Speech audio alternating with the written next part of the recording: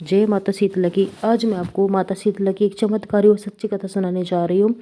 जो भी इस कथा को श्रद्धा से सुनता है, माता शीतला उसकी सभी परेशानियां दूर करती है और पैर के रोगों को से बचाती है। बहुत ही प्राचीन कहानी है शीतला माता की। एक समय की बात है, शीतला माता ने सोचा कि चलो आज धरती पर देखती हूँ कि मेरी पूजा कौन कौन करता है, कौन कौन मुझे मनाता है। ऐसा सोचकर शीतला माता धरती पर राजस्थान के डूंगरी गांव में आई।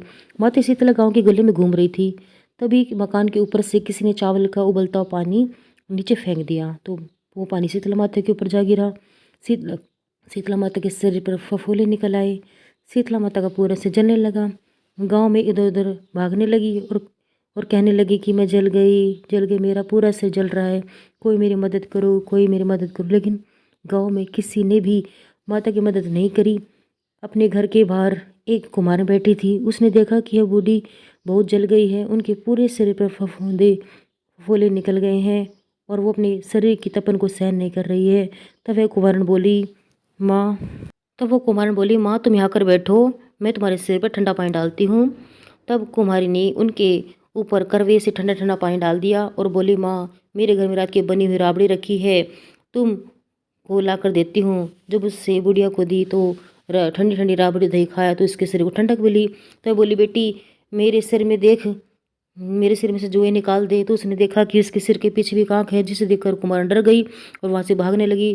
तो वह बोली, बूढ़ी बोली, रुक बेटी, मैं भूत प्रेत नहीं हूँ, मैं तो शीतला माता हूँ। माता अपना असली रूप धारण कर लिया और माता दर्शन कर कुमार रोने लगी।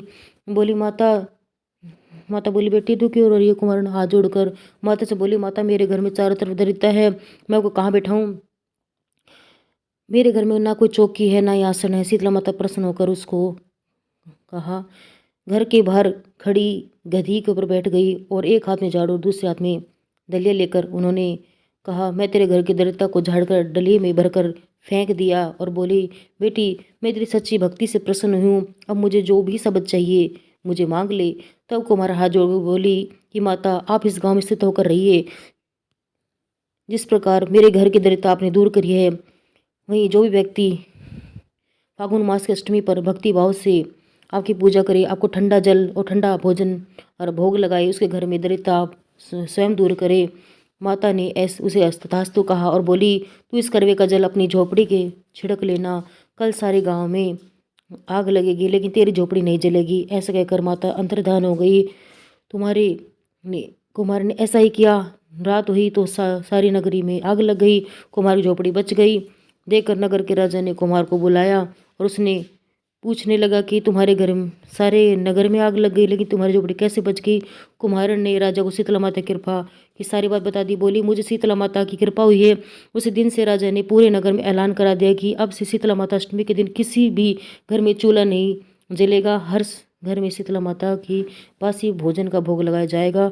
शीतला माता जैसी कृपा आपने उसको मारण पर करी, वैसे सफर करना।